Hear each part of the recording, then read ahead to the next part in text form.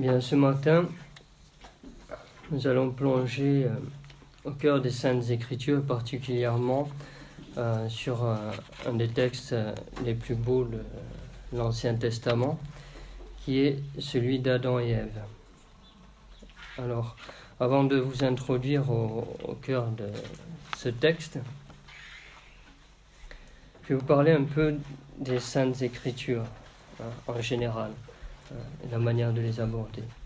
Alors, la Bible déjà, est-ce que c'est un livre ? Au prime abord, on pourrait penser que oui. Mais non, la Bible est une bibliothèque. Et comme dans toute bibliothèque digne de ce nom, on trouve plusieurs ouvrages et de nombreux genres littéraires. Alors vous avez des récits, des psaumes, des poèmes, des récits plus ou moins historiques. Vous avez aussi des contes, si vous prenez par exemple le conte de Jonas, des récits paraboliques, des récits prophétiques, et j'en passe. Alors le texte d'Adam et Ève, quel genre littéraire ça peut être ? Est-ce un conte ? Ce serait un peu facile, on serait tenté de le dire, mais non.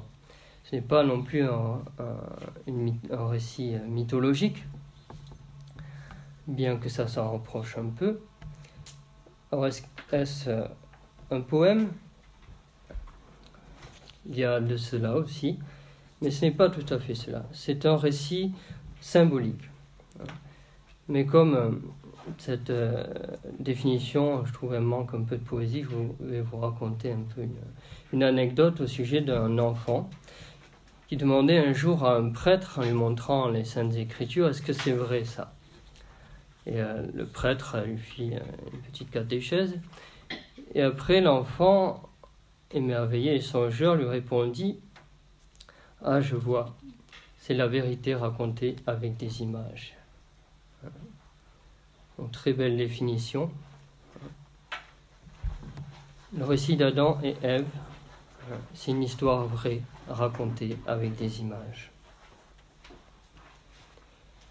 Alors pourquoi avoir choisi ce texte ? Eh bien parce que nous allons voir un peu comment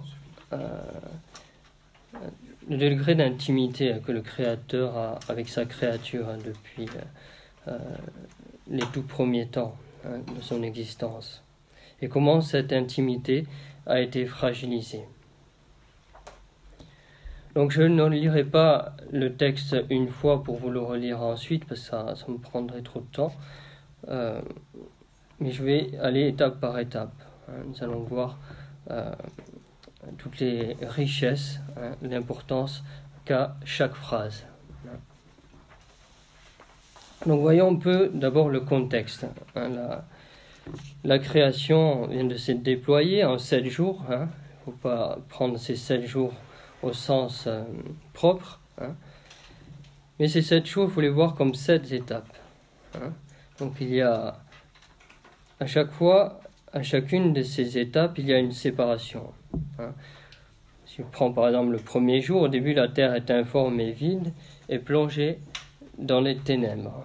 Ça pourrait nous faire penser un peu à la nuit obscure. La lumière apparaît, appelée jour, les ténèbres sont séparées, appelées nuit. Vous voyez, il y a une distinction. Et ça, c'est important de le retenir dès à présent, parce que Dieu n'est pas dans la fusion. Il nous respecte, et il respecte notre différence en tant que créature, nos limites, et il ne force personne à l'aimer. Donc vous avez le deuxième jour, ensuite les eaux d'en haut, les eaux d'en bas, qui sont nommées respectivement ciel et mer. Vous avez ensuite le troisième jour, l'apparition de la terre ferme avec la végétation. Puis le quatrième, l'apparition des astres, des planètes, pour séparer le jour d'avec la nuit et marquer les saisons et les années. Puis vous avez la création des oiseaux, des animaux marins. Dieu les bénit, les rend féconds. Et enfin, juste avant le 7e jour, vous avez création des espèces animales terrestres, création de l'homme et de la femme à l'image de Dieu. Et le 7e jour, Dieu se repose, non qu'il en ait besoin, mais il bénit toute la création. Alors arrêtons-nous un instant sur cette phrase. Dieu créa l'homme à son image. À l'image de Dieu, il les créa, hommes et femmes. Et Dieu, avant, il dit « Faisons l'homme à notre image comme notre ressemblance ». C'est très intéressant ça. Nous sommes à l'image de Dieu. Alors là, il y a une évolution dans cette simple phrase. « Faisons l'homme à notre image ».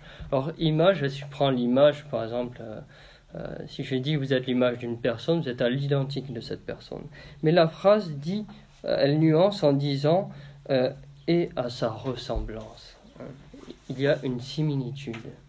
Nous sommes appelés à cette ressemblance, à cette imitation de Dieu, à entrer dans cette vie trinitaire.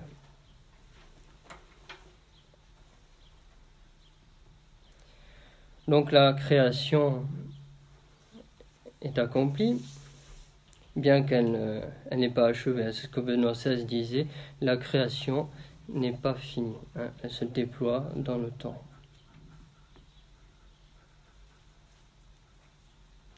Telle fut l'histoire du ciel et de la terre quand ils furent créés.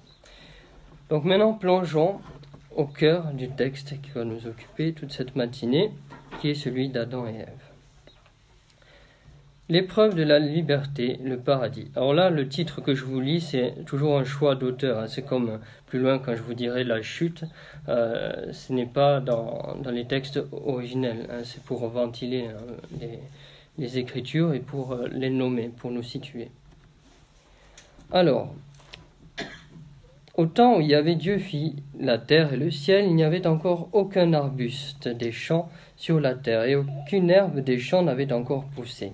Car Yahvé Dieu n'avait pas fait pleuvoir sur la terre, et il n'y avait pas d'homme pour cultiver le sol. On le verra cet après-midi avec le jardinier et les manières d'arroser ce jardin intérieur.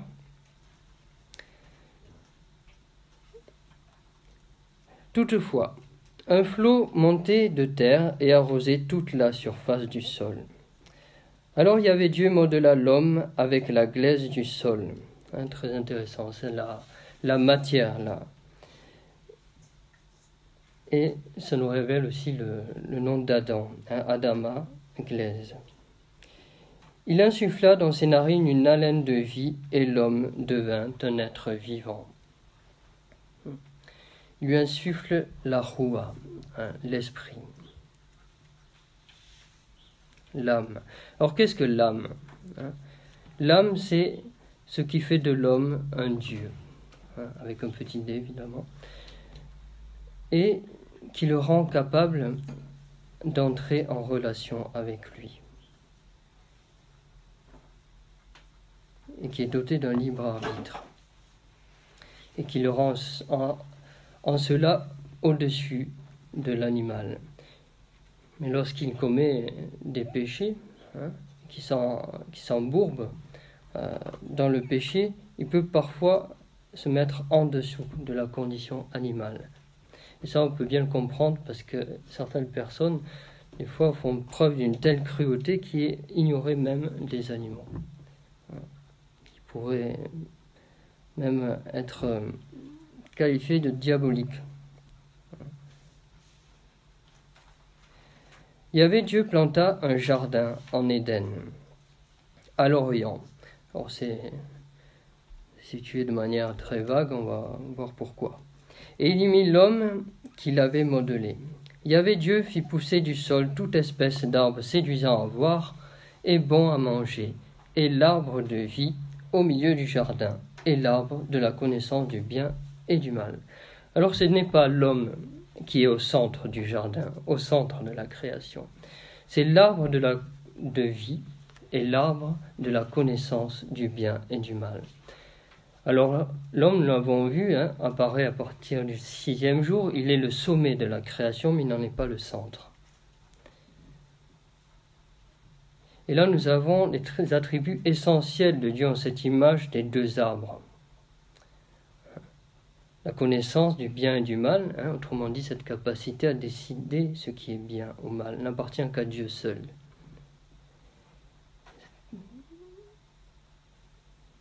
Dieu souverain et maître de l'univers, qui a le pouvoir de donner la vie et celui de la reprendre. C'est l'arbre de vie aussi, l'arbre de l'immortalité. Un fleuve sortait d'Éden pour arroser le jardin, et de là il se divisait pour former 4 bras. Or nous lisons dans note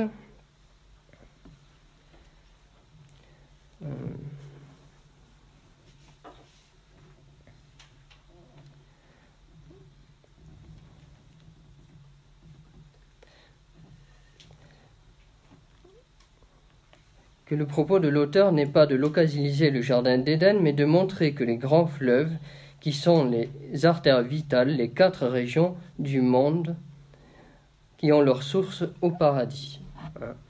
Donc ça nous dit là qu'il y a un événement qui va se jouer dans l'histoire du monde, et dont le jardin d'Éden est le centre. Alors il nous dit, le premier s'appelle le Pishon, qui contourne le pays de Havila, où il y a l'or de ce pays est pur, et là se trouve le bdellium et la pierre de cornaline. Le deuxième fleuve s'appelle le Gihon, et contourne tout le pays de Cush. Le troisième fleuve s'appelle le Tigre. Il coule à l'orient d'Assur. Le quatrième fleuve est l'Euphrate. Or cette toute petite partie pourrait nous laisser croire que c'est une partie historique, et elle me ferait aller loin dans l'étude de ce texte, parce que des archéologues ont fait mise à jour certaines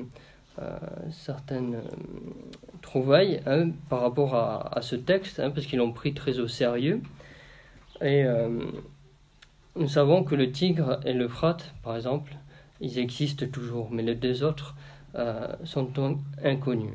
Mais je ne rentre pas dans les détails, c'est intéressant, mais ça se situe dans l'actuel Irak, sur un des plus anciens sites de la civilisation de Mésopotamie, où on a retrouvé des tablettes cunéiformes datant de 3500 ans avant Jésus-Christ. La naissance de l'écriture, qui est très intéressant parce que justement dans la région de l'Irak, c'est l'ancienne Babylone, où le peuple juif a été déporté. Et je reviendrai un peu avec la Samaritaine au puits, que j'évoquerai aussi. Reprenons au texte. Donc Yahvé Dieu prit l'homme et l'établit dans le jardin d'Éden pour le cultiver et le garder. C'est intéressant. Là, il y a une part symbolique.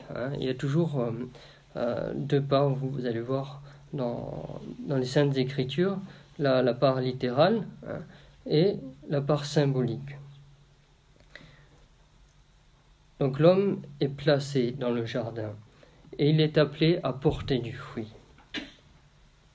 Et Yahvé Dieu fit à l'homme ce commandement. Tu peux manger de tous les arbres du jardin, mais l'arbre de la connaissance du bien et du mal, tu ne mangeras pas, car le jour où tu en mangeras, tu deviendras passible de mort.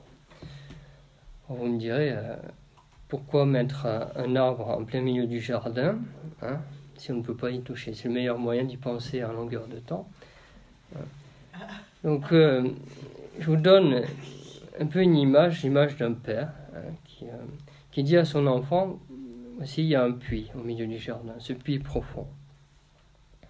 Fais attention, tu peux jouer dans les environs, mais ne t'en approche pas trop près car tu pourrais y tomber.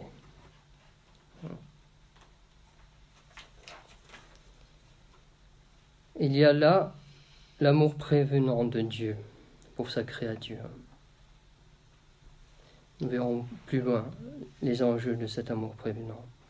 Yahvé Dieu dit, il n'est pas bon que l'homme soit seul, il faut que je lui fasse une aide qui lui soit assortie. Yahvé Dieu modela encore du sol toutes les bêtes sauvages et tous les oiseaux du ciel, et les amena à l'homme pour voir comment celui-ci les appellerait. Chacun devait porter le nom que l'homme lui aurait donné. Or, il faut bien retenir là, si Dieu donne la capacité si Dieu demande à Adam de nommer les animaux, c'est qu'il a une intelligence, parce qu'il lui a été insufflé la roua. Ça a l'air de rien comme ça, mais nous verrons plus loin l'importance par rapport à cet arbre de la connaissance du bien et du mal. Donc il nomme chaque animal, lion, poule, etc. Donc l'homme donna des noms à tous les bestiaux, aux oiseaux du ciel et à toutes les bêtes sauvages. Mais pour un homme, il ne trouva pas l'aile qui lui fut assortie. On peut bien comprendre cela. Pour ceux qui ont des animaux de compagnie, c'est très affectif, c'est fidèle, mais on ne pourrait pas lier une conversation spirituelle avec son chien ou avec son chat. Alors il y avait Dieu fit tomber une torpeur sur l'homme qui s'endormit, comme une sorte de sommeil des puissances. Il prit une de ses côtes et referma la chair à sa place. Adam est tiré du sol, de la poussière, et Ève est tirée de la chair.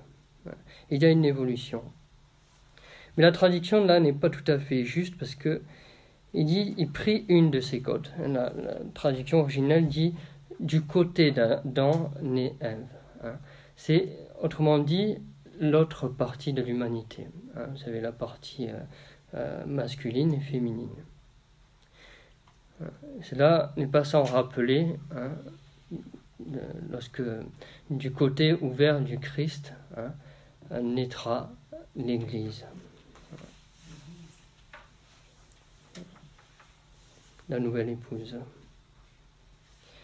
Puis de la côte qu'il avait tirée de l'homme, Yahvé Dieu façonna une femme et l'amena à l'homme. Alors celui-ci s'écria, pour le coup, c'est l'os de mes os et la chair de ma chair.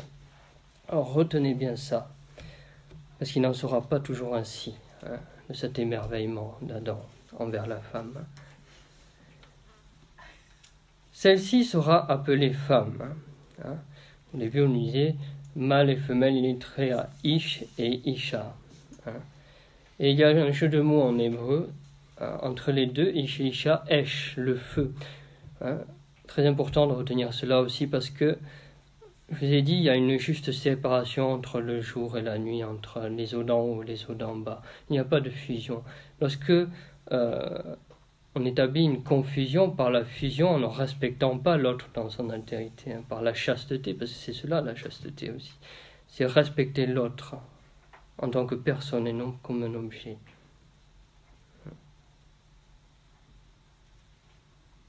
Donc il la nomme, il l'appelle femme. Car elle fut tirée de l'homme, celle-ci. C'est pourquoi l'homme quitte son père et sa mère et s'attache à sa femme et ils deviennent une seule chair. Ce que Dieu a uni, que l'homme ne le sépare pas, dira le Christ. Or, tous deux étaient nus, l'homme et sa femme, et ils n'avaient pas honte l'un devant l'autre. Important ça aussi. Ils sont nus et ils n'ont pas honte. Parce qu'ils sont dans la confiance, dans leur relation filiale avec Dieu. La chute. Alors là, ça va aller très vite.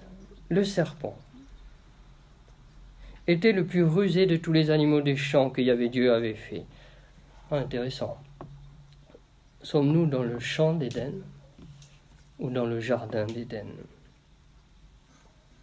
Autrement dit, le serpent, l'antique serpent, le diable, Satan, le dragon, comme on l'appelle, il vient de l'extérieur du jardin.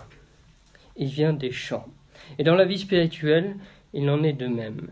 Il n'a pas accès au plus intime de vous-même. Parce qu'au fort interne, au plus intime, au sein des saints, il y a Dieu et l'âme. Et personne d'autre n'a accès à ce fort intime. Aucune puissance, aucun ange, aucun démon, aucune créature, que Dieu et vous.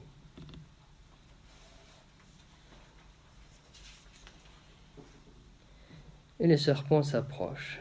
Il dit à la femme, « Alors, Dieu a dit, vous ne mangerez pas de tous les arbres du jardin. » Le serpent exagère. Il contrefait la parole de Dieu. Et c'est d'autant plus facile que l'ordre fut adressé initialement à Adam, avant que Ève n'apparaisse. Alors, est-ce que Dieu a dit cela? Non, Dieu a dit, si vous le souvenez bien, « Tu peux manger de tous les arbres du jardin, mais de l'arbre de la connaissance du bien et du mal, tu n'en mangeras pas. » Point. Ève, la première erreur qu'elle va faire, c'est de répondre au serpent. Comme cela vous a déjà été dit, le diable est d'une intelligence bien supérieure à la nôtre. Et ce n'est pas parce que c'est un ange déchu que son intelligence est diminuée pour autant, bien que séparée de Dieu, elle demeure redoutable. Il serait fort imprudent de se mesurer à lui. La femme répondit au serpent, « Nous pouvons manger du fruit des arbres du jardin. » Jusque-là, tout va bien. Mais du fruit de l'arbre qui est au milieu du jardin, Dieu a dit, « Vous n'en mangerez pas, vous n'y toucherez pas, sous peine de mort. » Alors, est-ce que Dieu a dit, « Vous n'y toucherez pas » ? Non. Autrement dit, Ève rajoute un interdit à l'interdit. Et c'est ce qu'on fait à chaque fois.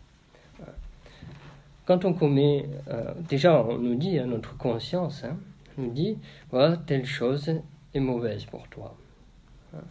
Ça va te causer du mal. On le fait. Et puis, le diable nous présente ça comme une énorme faute, qui n'est pas pardonnable. On est séparé à jamais de Dieu. Pour nous, c'est fichu. On exagère. On tombe à notre tour dans cette exagération. On va même jusqu'à s'interdire finalement, se retrouver tellement indigne, à la manière de Judas, qui a désespéré. C'est le péché contre l'esprit, ça. Désespéré de la grâce de Dieu. Penser que nous sommes tellement indignes que Dieu, ne peut pas nous sauver. On se soustrait nous-mêmes à la grâce. Et nous verrons jusqu'où Ève a poussé l'interdit.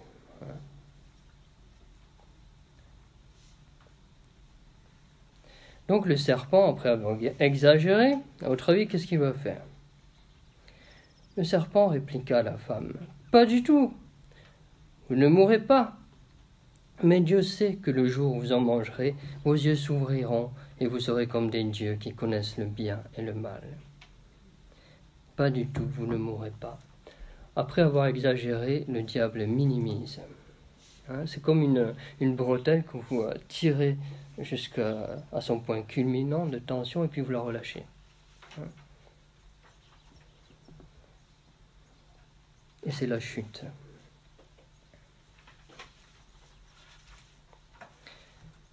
Donc il minimise.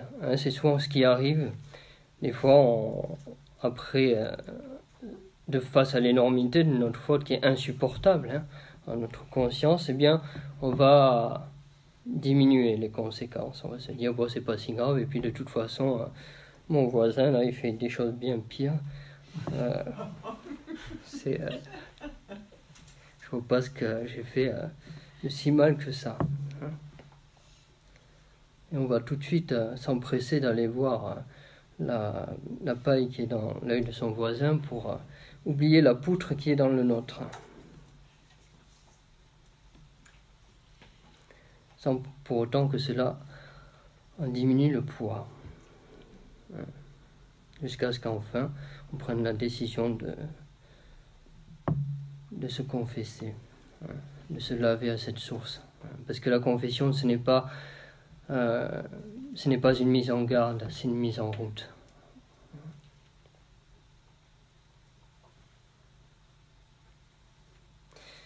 La deuxième partie de la phrase, « Vos yeux s'ouvriront et vous serez comme des dieux qui connaissent le bien et le mal ». Alors là, le diable finit toujours par se révéler, révéler le fond de sa pensée. Il a beau être une intelligence supérieure, mais il dévoile les ficelles de ses manipulations, de ses manigances. Donc, ce qui dévore le diable, on peut dire ce qui le brûle jour et nuit, c'est ce désir d'être comme Dieu, mais pas comme Dieu à la manière de l'imiter, mais de le singer, c'est-à-dire être Dieu à la place de Dieu. Et il dira notamment dans la 3e tentation du Christ, prosterne-toi devant moi. Et je te donnerai tous les royaumes de la terre. Quel orgueil! C'est dire tout l'abaissement du Christ. 30 ans de vie cachée, 40 jours au désert, sans manger ni boire. Aucune créature sur terre n'aurait été capable d'avoir le pouvoir de tenter le Christ. Il fallait que ce soit le diable en personne dans cet état d'extrême faiblesse. Et il nous a montré par là la voie. Parce que là où Ève a consenti, le Christ a posé son nom pour notre salut. Le nom au diable, un nom ferme, sans compromission.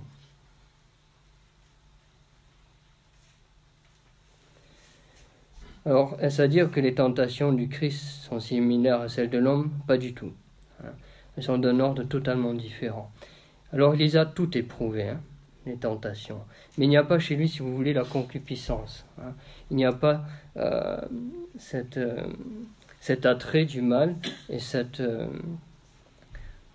consentement au mal. Il lui est totalement étranger. Mais, comme nous dit l'apôtre, il a pris l'obéissance jusqu'à la mort de la croix. Le Christ est pleinement Dieu et pleinement homme. Et il s'est incarné. Il a appris à être l'un de nous. Quel abaissement! On n'aura jamais fini d'explorer un tel mystère. Donc je poursuis. La femme vit que l'arbre était bon à manger et séduisant à voir. Vous voyez jusqu'où elle a poussé l'interdit, Ève, jusqu'à ne même pas regarder l'arbre de la connaissance du bien et du mal. C'est établi un périmètre de sécurité. Or, Dieu n'a pas dit « vous n'y toucherez pas, vous ne le regarderez pas ». Ils pouvaient se mettre à son ombre, grimper dans l'arbre si ça leur chantait. Autrement dit, là, il y avait une relation à Dieu qui n'était pas tout à fait ajustée. Qui n'était peut-être pas assez en confiance. Et le diable ne rate pas la moindre faille. Et là, elle lui a ouvert une brèche. Et là, ça va aller de plus en plus vite. Et elle vit qu'il était, cet arbre, désirable pour acquérir le discernement. Ah là là. Je vous ai dit, Dieu insuffla l'esprit, la roua, la capacité de l'homme de nommer les animaux. Autrement dit, il avait déjà l'intelligence. Pourquoi vouloir plus que ce que Dieu a donné? Un manque de confiance en ses propres capacités et surtout un manque de confiance en Dieu. C'est sur cela que le diable va jouer. Il veut nous séparer de la communion avec Dieu, de cette filiation. Et nous en verrons toutes les conséquences. Elle prit de son fruit et mangea. Elle en donna aussi à son mari qui était avec elle et il mangea. C'est drôle. Il était où Adam? Il arrive là. C'est seulement à ce moment-là qu'il apparaît. Où était-il? Il faisait la sieste dans le jardin pendant qu'Ève était tentée. Alors leurs yeux à tous deux s'ouvrirent et ils connurent qu'ils étaient nus. Au début, je vous avais dit, Or, tous deux étaient nus, l'homme et sa femme, et n'avaient pas de honte l'un devant l'autre. Ils le savaient qu'ils étaient nus. Alors c'est là, il y a aussi ces merveilles, la merveille des Saintes Écritures qui nous amène à creuser en profondeur. Il s'agit d'une autre nudité. Lorsque je commets quelque chose, une faute très grave, mettons, j'ai un ami de longue date qui m'est très cher et je le blesse. Et quand je dis le blesser, c'est très gravement.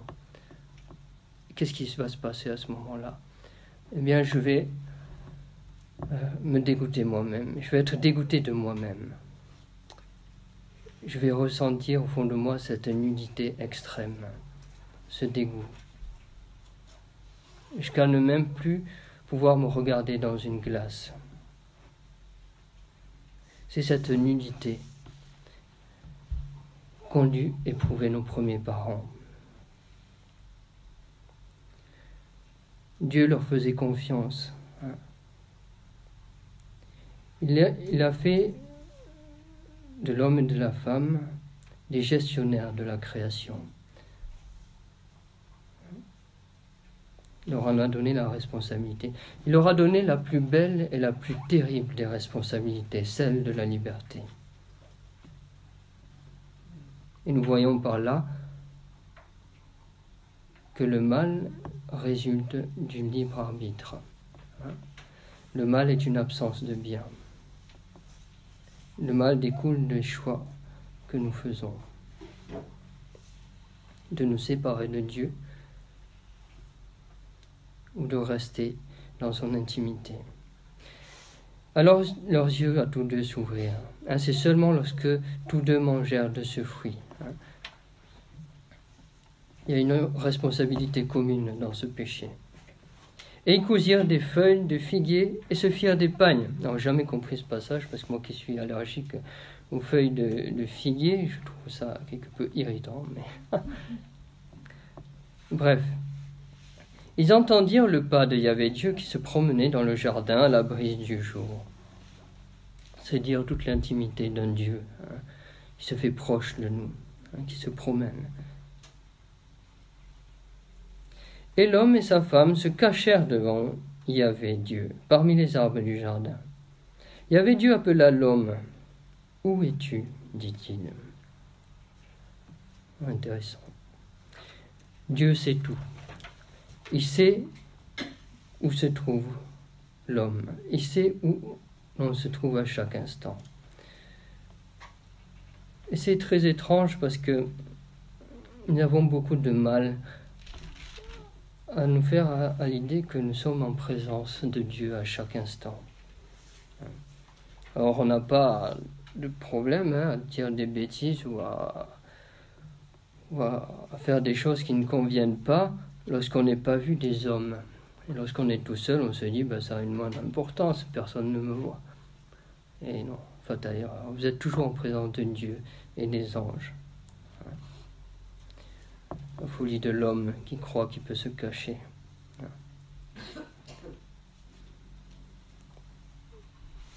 Où puis-je me cacher? Dans les enfers, dans le creux d'un rocher? Partout, Dieu est partout.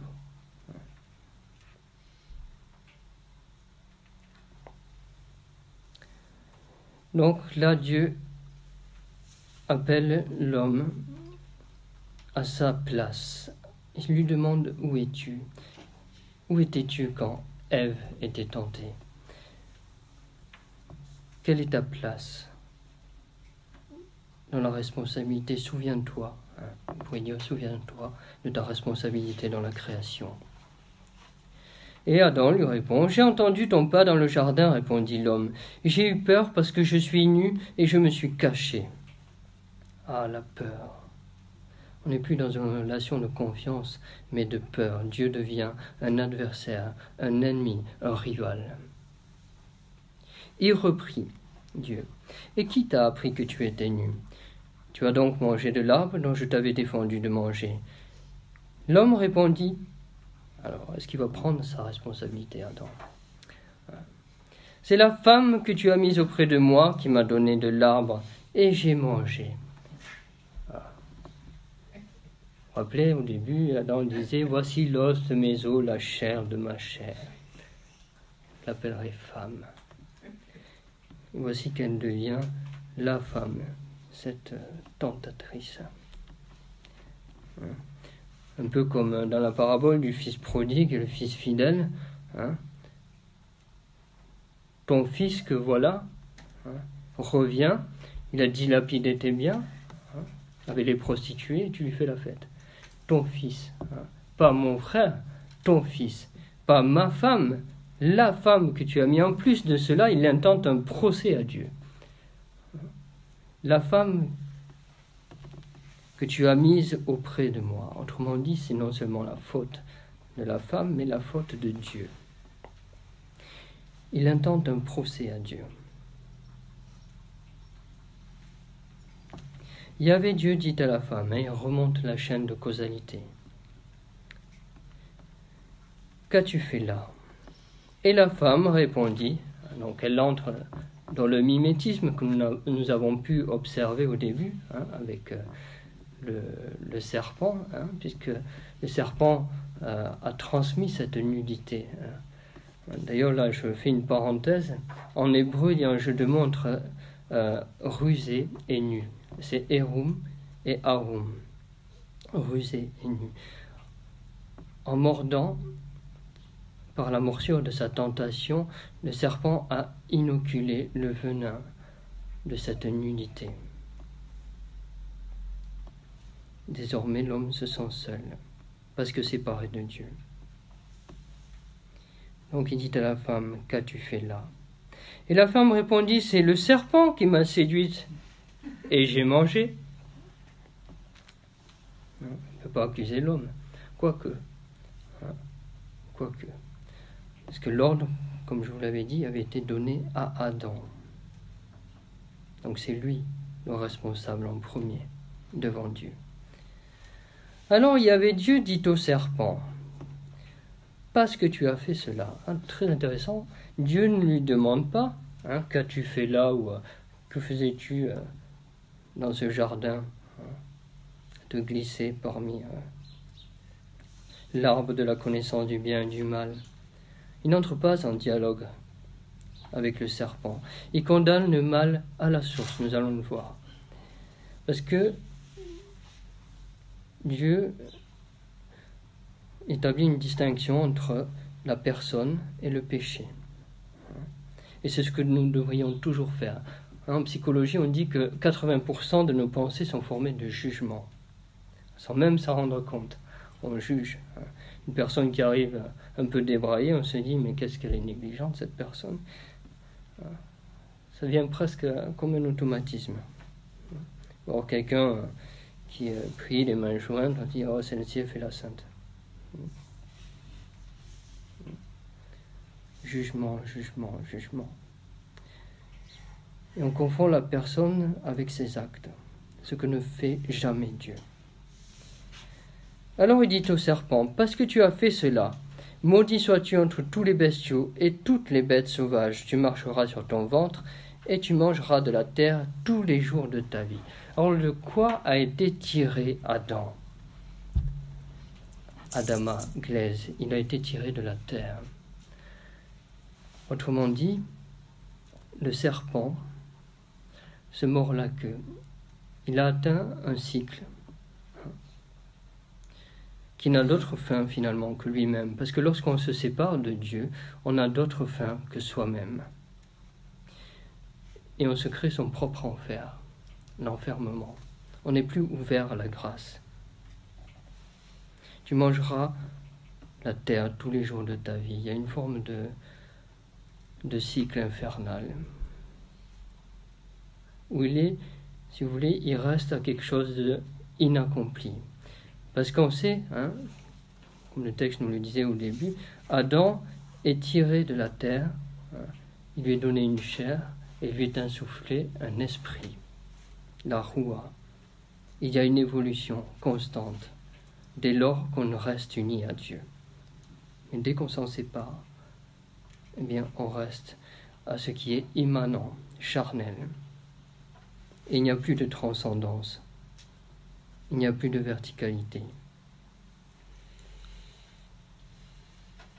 On se ferme au royaume qui nous est ouvert.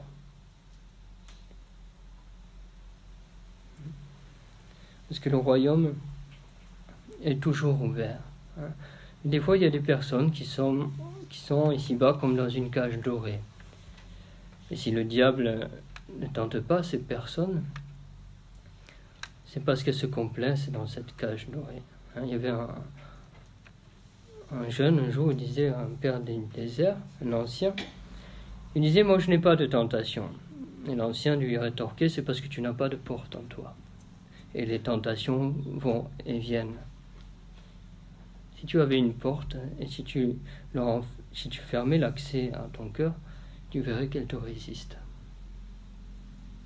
Donc la tentation à cela de positif, c'est qu'elle éprouve notre oui à Dieu et notre non à la facilité.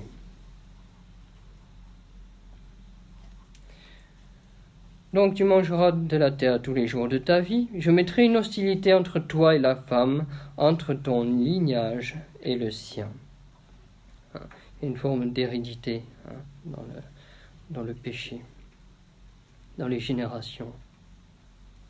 Il t'écrasera la tête et tu l'atteindras au talon. Alors je me suis longtemps demandé avec ce texte où est la trace du péché originel, de la blessure précisément du péché originel. Eh bien elle est là, elle est au niveau du talon. Désormais, l'homme sera entravé dans sa marche vers la perfection. Rappelez-vous la mythologie d'Achille, le talon d'Achille, où il est tiré une flèche au talon. Parce que la mythologie nous dit, sa mère l'avait trempé dans un fleuve pour qu'il soit quasiment invincible, mais elle le tenait par le talon. Donc il y a la part du talon qui n'a pas été trempée dans le fleuve, d'où le talon d'Achille, cette faiblesse. Et par le baptême, nous sommes lavés de la faute originelle, de toute faute. Et nous sommes plus purs qu'un enfant sorti du ventre de sa mère. Mais il reste la cicatrice, la fragilité. Nous demeurons fragiles. À la femme, il dit, « Je multiplierai les peines de tes grossesses. Dans la peine, tu enfanteras des fils. Ta convoitise te poussera vers ton mari, et lui dominera sur toi. » Donc la femme est atteinte dans la vie familiale. Et ce rapport de l'homme et de la femme va désormais être un rapport de rivalité, comme avec Dieu.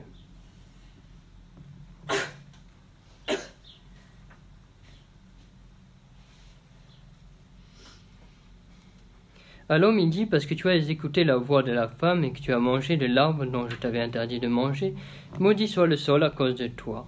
À force de peine, tu en tireras subsistance tous les jours de ta vie. Il produira pour toi épines et chardons, et tu mangeras de l'herbe des champs. À la sueur de ton visage, tu mangeras ton pain, jusqu'à ce que tu retournes au sol, puisque tu en fus tiré. Il rappelle à Adam son origine de créature.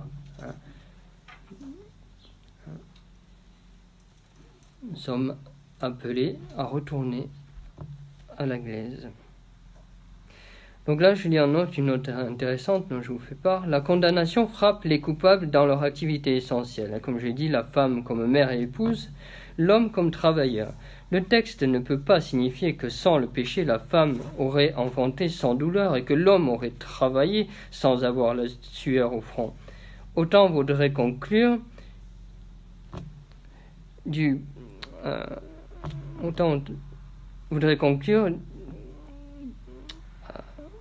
verset 14 qu'avant le péché, des serpents avaient des pattes. Le péché bouleverse l'ordre voulu par Dieu.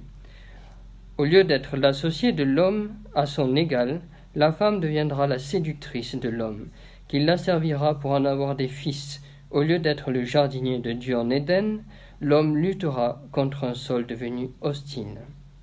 Mais le grand châtiment sera la perte de la familiarité avec Dieu.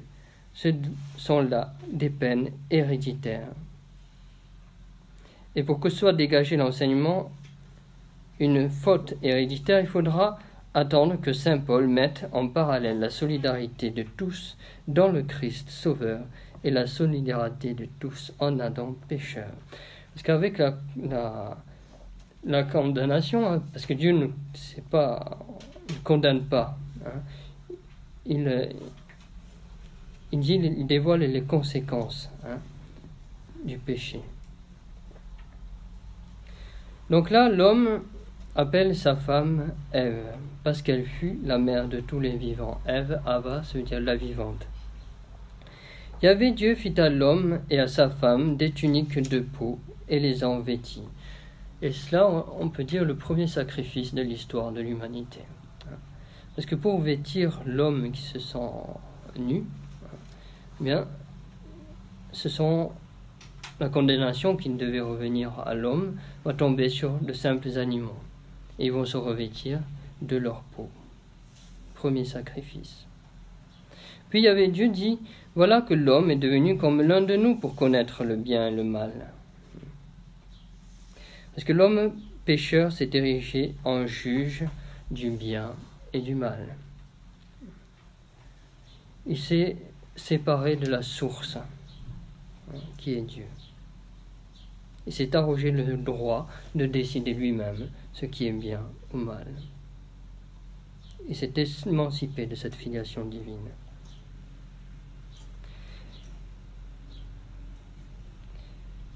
Puis Dieu poursuit, qui n'étende pas maintenant la main, ne cueille aussi de l'arbre de vie, n'en mange et ne vive pour toujours.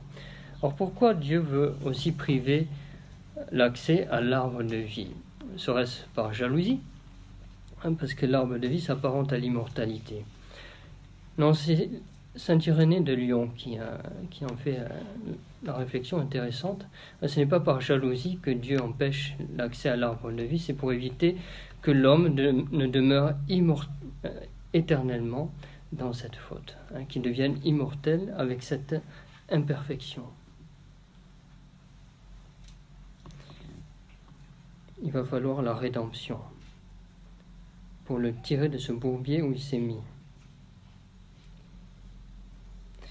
Et Yahvé Dieu le renvoya du jardin d'Éden pour cultiver les sols d'où il avait été tiré. Il bannit l'homme et il posta devant le jardin d'Éden les chérubins et la flamme du glaive fulgurant pour garder le chemin de l'arbre de vie.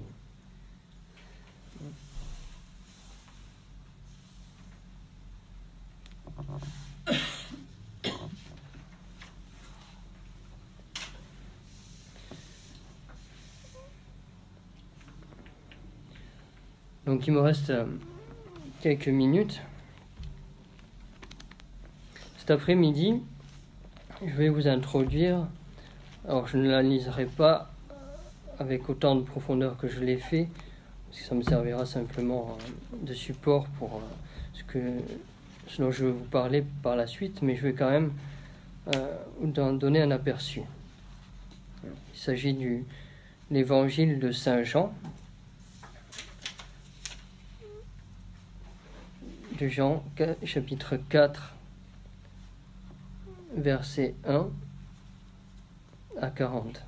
Jésus chez les Samaritains. Jésus et la Samaritaine au puits. Magnifique texte dont je vous parlerai. Donc pourquoi est-ce que j'ai choisi ces deux textes, vous le devinez.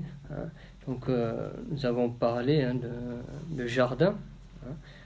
Jusqu'à présent, il y avait le combat spirituel, les sécheresses. Je vous ai dévoilé la tactique du diable, comment le diable s'insinue et comment il transmet à l'homme sa propre nudité, son orgueil, parce que faut savoir une chose, dès avant la création de l'homme, Lucifer, qui veut dire porteur de lumière, était le plus beau des anges. Il n'avait au-dessus de lui que Dieu. Il était le miroir resplendissant de la gloire de Dieu.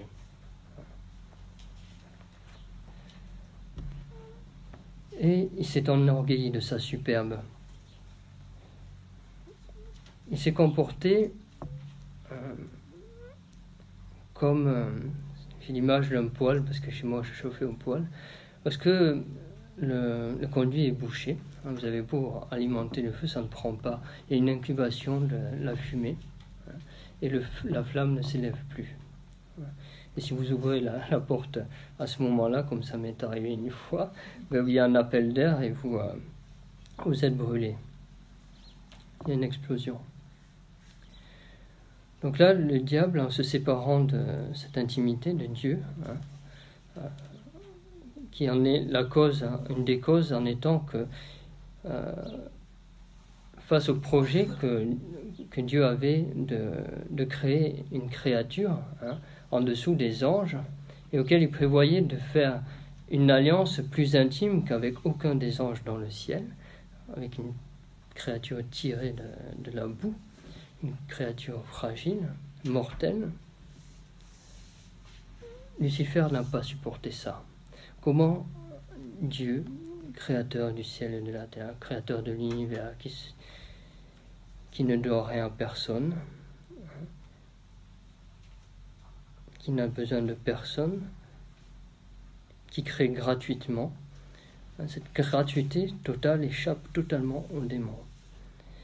Comment Dieu peut-il s'abaisser à faire une alliance avec cette petite chose qu'est l'homme si fragile?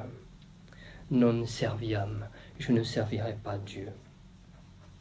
Je refuse. Je ne puis m'abaisser à servir un Dieu qui s'abaisse ainsi. Je me ferai mon propre Dieu. Et c'est là que le dragon, nous est dit dans l'Apocalypse, il y eut un grand combat dans le ciel, et le dragon balaya le tiers des étoiles dans le ciel. Les étoiles sont l'image, il peut y avoir deux images, celle des anges, une multitude qui tombe, et celle du ministre du Christ aussi, sur terre. Et là, la queue du dragon, du serpent, c'est le mensonge. Et ça me rappelle certains types de serpents qu'on nomme les crotales, qui ont, vous savez, un grelot au bout de la queue. Et j'avais vu un reportage fort intéressant où un mulot des champs s'approchait, et puis le serpent, avec la tête cachée dans les fourrés, et puis il laissait dépasser sa queue, et elle bougeait. Et là, la petite souris, imprudente, était attirée par ce petit objet en apparence inoffensif. Et là, elle pensait pouvoir l'avoir.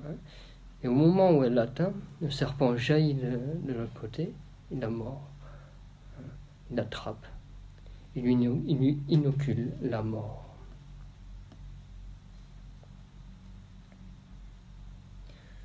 Ne sous-estimons pas le diable, mais à l'inverse aussi, n'exagérons pas son pouvoir, parce qu'il n'a des pouvoirs que celui qu'on lui donne.